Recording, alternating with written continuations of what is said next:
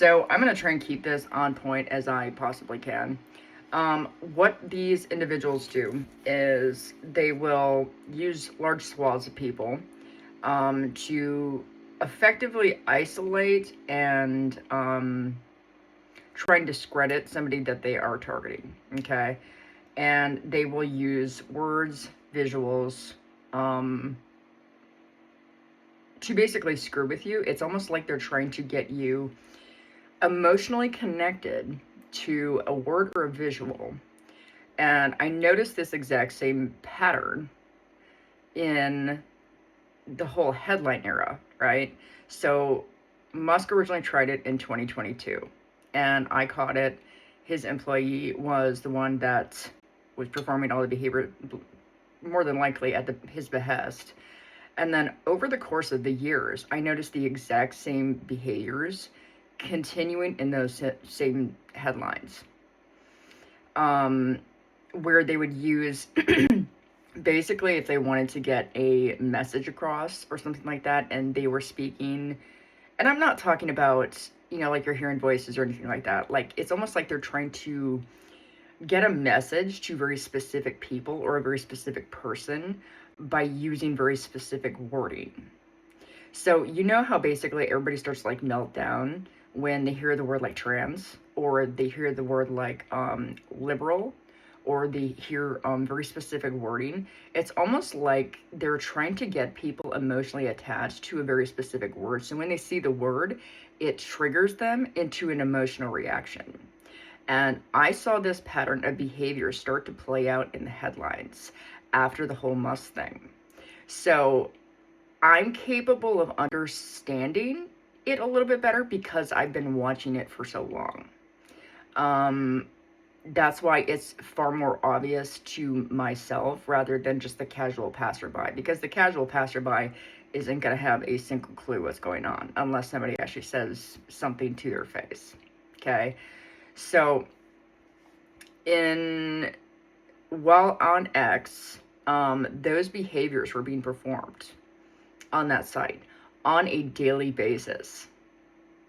I don't know how many of the influencers were either knowingly doing it, because I've heard so many different instances, and just based on their behaviors and their very performative behaviors, I'm just going to have to assume that most of them are getting paid to perform these actions where they're using very specific targeted wording on their accounts and then basically sending a note to their followers, which is why they target people who have large amounts of followers, because they can basically send messaging. The directors behind the scenes can send messaging through that particular individual so they can reach those followers. Kind of like if you were to watch like CNN, or if you were to watch like MSNBC. They do the exact same thing. And their main goal is to basically divide and conquer. Their main goal is to basically get people to react. Their main goal is to basically herd the average American population into performing in a way that they want them to. And this is the exact same behavior. The difference between me and like a common person is that I notice those patterns. And because I noticed those patterns, I was able to pick up on it like a couple of years ago, and I just started like watching it and watching it and watching it, and then just kind of allowing it to cook, for lack of a better term. And I allowed it to continue, and I knew who was doing it behind the scenes, who was like actually directing everything behind the scenes. So I allowed it to continue, and it's now gotten to the point where it's almost like it's explaining itself. Now comes the behavior that I've seen like up close and personal, because I have access to this information because I have been watching it. So I'm just gonna play this clip for you a little bit. It's called NSA whistleblower Karen Stewart on FBI fusion centers. So, and let me pull it up. Let me just pull it up so you can actually FISA 702.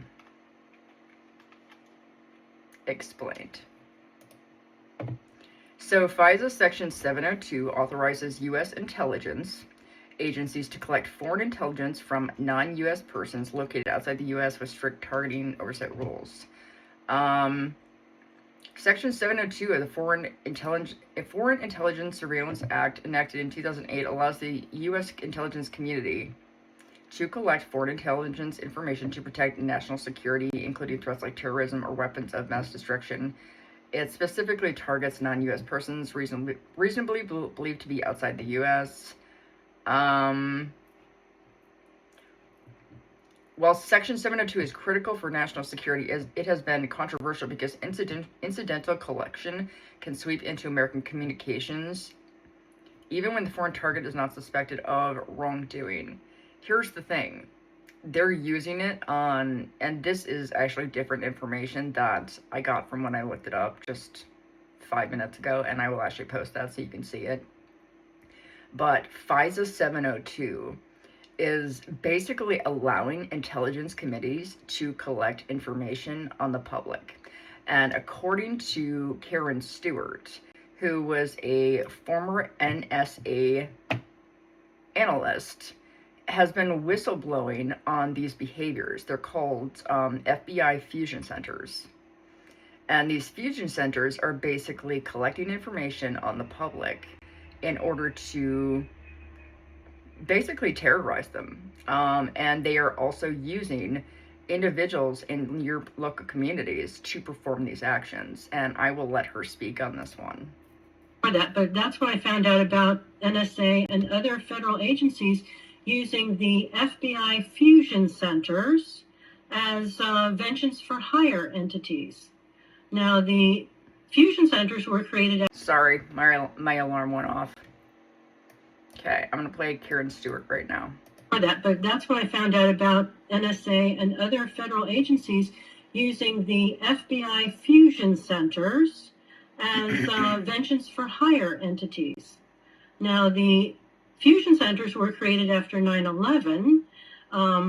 You had heads of various intelligence agencies, including NSA, telling the Congress, we don't know what happened. It was an intelligence failure, but we think that if you give us a place in each state, some kind of center where we can fuse information from the national level down to the local level, we can head off these kinds of terrorist attacks. And so at this point in time, after 20 years, there are 80 fusion centers all over the United States. It is a network.